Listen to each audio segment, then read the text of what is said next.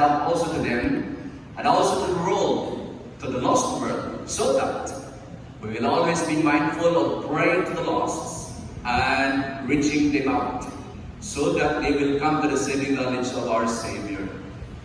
As of us today, in this church, First Fundamental Baptist Church in Baguio City, we are humbling ourselves before your throne. And as we recall on how faithful and gracious you are, in the many years of the history of this church, damo mga storms, damo mga challenges, yet the more ang storms na kaabot sa amon, the more na mo nakita kung daw ano ka manggaranon ikaw sa kaluoy kagugay. Nga wala na imong ipabayaan ang imo iglesia, kundi gitagaan imo sa kaluoy kagugay, that as of this time, O God, you have given us the grace to move forward and focus, O God, in fulfilling the vision and mission of the church.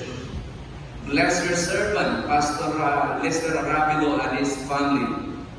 Bless all the deacons and officers of this church. Bless all members. And as we open our hearts, O God, today to your word, give us illumination and help of Holy Spirit for us to understand, and give us the strength also to apply your word in our daily walk and service to you. We commit unto you everything, Lord. Bless your church. Bless your people. In Jesus' name, amen. Amen. Okay? Wala na questions sa ang Ginoo generosity. Okay?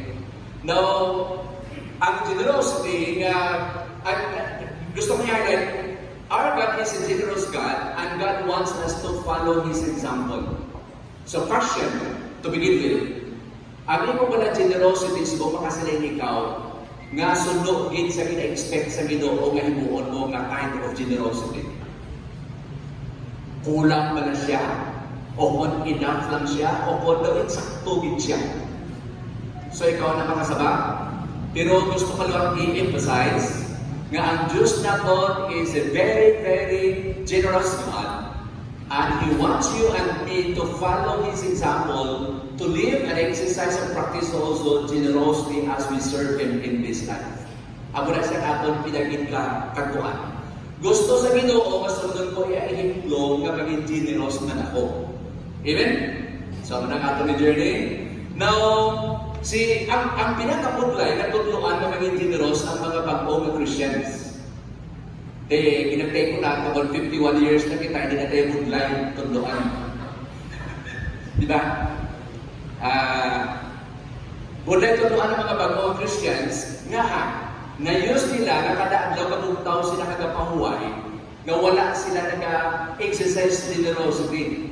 So, nag-trabaho sila, nag-sweldo sila, nag-bonus sila, may mga ano pa sila, may mga allowance sa kinabakon ko, may ina sila nga namin nga good paying na job. All these times sa life nila, they are spending it for themselves. So, kung tayo sila tutuanin na, all of this time sa Christian sila, habang mo sila na dapat mag-give ka sa church, mag-tithes ikaw, kung ano pa mga bululigan sa simbahan, dapat mabuling ka give. And then all of this, on top of all this, hindi dapat exercise ng generosity, more than sila express ng yata.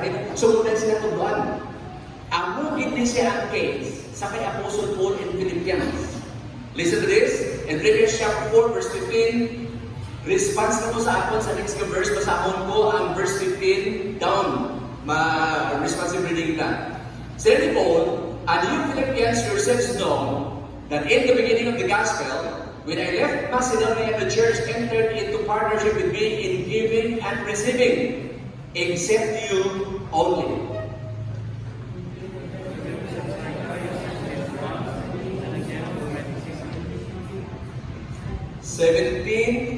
Not that I seek the gift, but I seek the fruit that increases to your credit.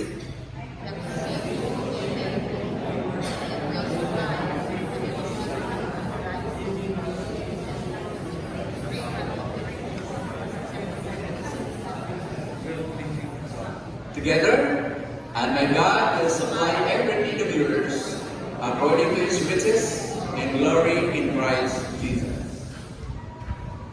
Pinapalang na konsol ko, mga 5 minutes ko lang. Okay, meron pa ko na 51 minutes ko lang. Alright, okay.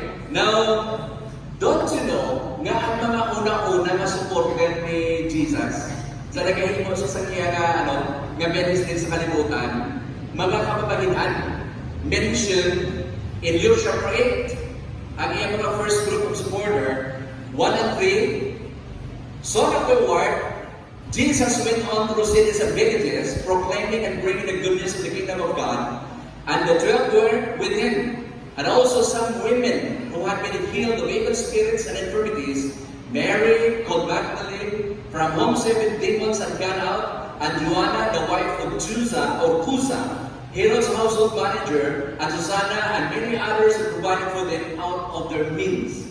Nanamihan ko sa word, provided for the ministry of Jesus out of their means. Anong doon silingon? Out of their own pocket, out of their own capacity. Don't you know nga ang ministry sa First Fundamental sa Davao City nag-thrive, nag-flourish, nag-expand because there are people. Sa kaya din sa time mga babae in-highlight tungkol sa mga disciples niya. There are people mauna sa aton nagpanaluwas that out of their means and capacity have given and supported the ministry. Out of their means, wala sila nagduwa-duwa nga mag-exercise, nga mag-practice ang ila generosity. Ginapakita ko na sa inyo, kay after 15 years, inyo na rin tiyempo. Pamamuton ko ka mo karon, how about you? Ano yung ang pwede nyo mahimo, agol papauswang pagin ang ara na subong the next 50 years? Are you up to the challenge that you must step up and exercise your own generosity also in supporting the ministry of First Fundamental Baptist Church of Davao City? That's the question. Sabton na nakaroon pag-end natin.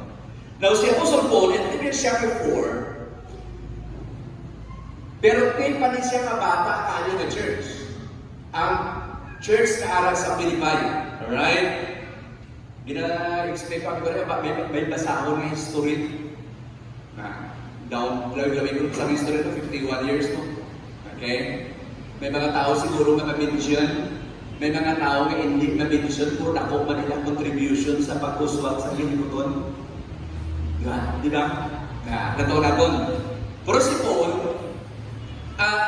in chapter 4, we will hear of a young church comprised of new converts who learn quickly how to give. Update sila mag-learn paano mag-give. Right? Now, sige nga, and in this way, they stood out as an example among the other churches in the region. Now, Philippians chapter 4, 15 up to 19, ako na ginamad rin sa ating text. Now, listen to this. Ginamit? Alright? Tama sa importante nga dutang ako ni-highlight sa aton. Now, si Apostle Paul nag-abot sa city of Philippi, nag-attend sa prayer meeting, na-meet niya si Lydia, naluwas si Lydia, nagkaamot sila sa baray ni Lydia. Later on, si Apostle Paul kag ang iyang companion, ginano sila ginpriso, kagin kastigo, tungkol sa pag-preach nila sa gospel. Now, sila sa pulong sa Ginoo, out of this, si Apostle Paul nagwa sa Thessalonica, nagkato sa Thessalonica, ibayaan niya ang Philippi. In verse 16, sila sa pulong sa Ginoo, gin-recall ni Apostle Paul ang mga taga-Philippians. Ang inalab sa kay Apostle Paul, ang ina-generosity kay ina-exercise nila. Sila ni Paul in verse 16, even in Thessalonica, you sent me help from my needs once and again. Sila ni Apostle Paul. Sila sa record, kaduwa sila magpadala sa kay Paul sa ilang generous gift. Gusto ko na sa highlight karon. Kaya may ko na natutuon gini. May mga churches, I don't know kung natapos sa inyo, ina-assume ko nga may abundance ka ari sa inyo sa church. Gin-bless ka mo sa Ginoo. So kung kaisa may hiling ko mga churches na gamay sa inyo, hindi sila kayo mo sa ilang program ng activity because wala funds, wala budget. So gina-eliminate na sa inyo, guro ay nagkakatago, kinamo kami ang budget. Now si Apostle Paul, very young in the church sa Philippi. Bakpo sila ng Christian, pero ang pinakauna yung na-learn nila is how to give generously. Gin-support nila si Apostle Paul. Now listen to this, Thessalonica and Philippi were less than 100 miles apart. There was certainly enough time for some messengers to go back and forth to let the church in Philippi know what was happening in Thessalonica and even to deliver the gift to Apostle Paul. And on 2 occasions, they sent the gift to Paul, who received them and helped by them in the ministry. That's the point in verse 15. Ano nga sa verse 15? Basahin nyo lang. Together, begin.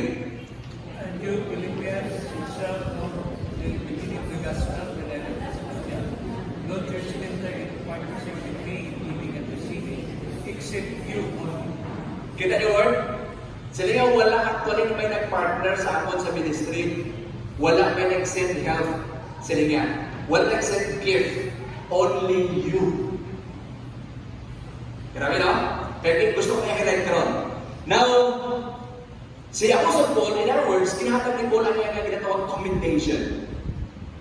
Kaya gina-appreciate niya ang iyang ginatawag generosity sa mga taga-Philippians.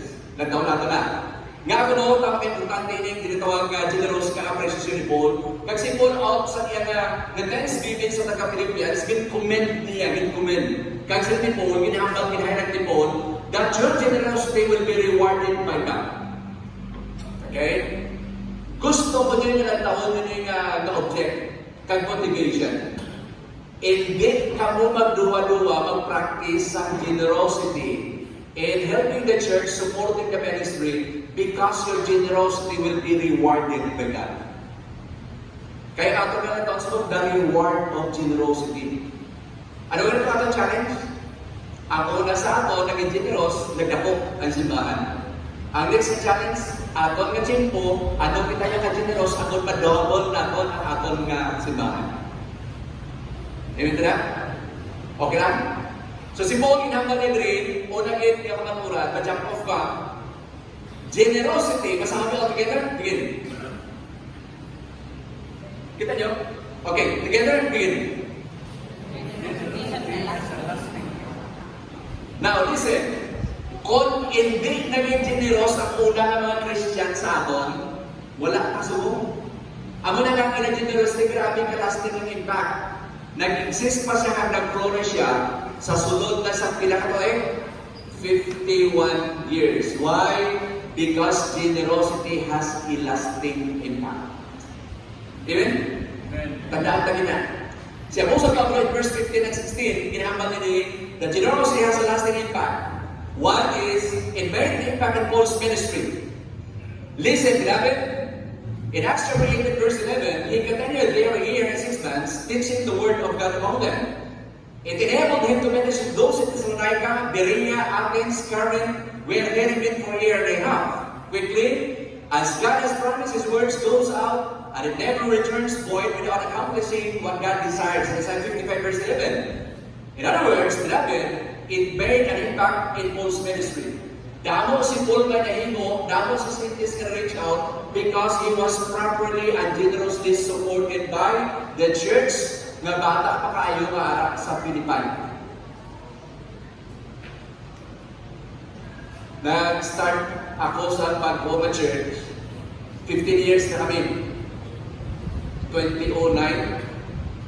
Sinigo sa mga Christians na mga bago, partner with me. Paul nga ba partner in the ministry? Dili ko partner with me. Ano ang ginahimo ko? Part ka mo. Kung nag-invest ka mo sa ginahimo ni Pastor ninyo. Nga, sa likuan akong syudad, mainit sa ako. Sa una sa, doon hindi ko kasunod sa bakto ng mga pag-api.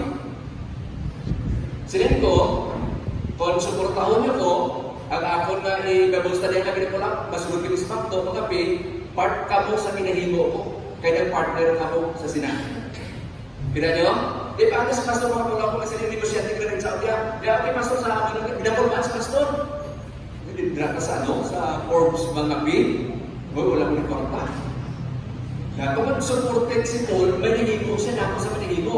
Supported ng pastor nimo, may pahimo siya. Gaan? Abi mo na doon, totoo binig. Nagahatag, dugang na kayo sa kumpiyansa sa pastor ninyo kung may budget siya. Tolid din. Nga. Kung isa nga, binalanta mo lang pag-abot ng Friday, Saturday, wala pa sweldo, ay allowance. Binalanta mo gasolina, ako wala na ako. Alam ko, hindi na tayo pag-aircon.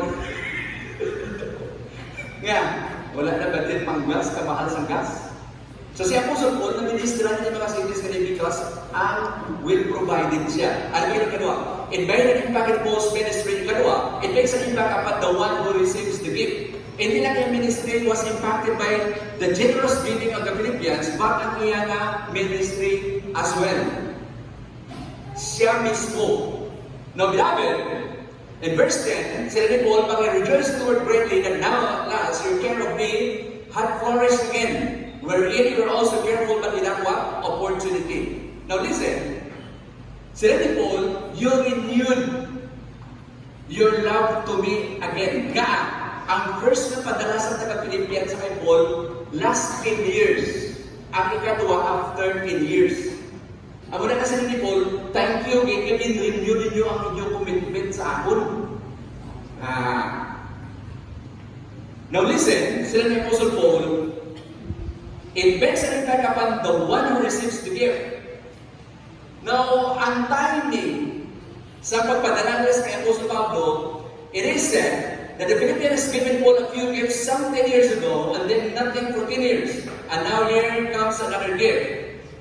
Si Paul, in-mention niya, and Paul knows in his mind what those Philippian believers or Philippi give. He remembers that they gave financial help 10 years ago. He remembers that they gave him nothing for 10 years. He knows that in their hearts, they have concern for Apostle Paul. Pero ginamit ni Apostle Paul, they lack what? Opportunity. Wala sila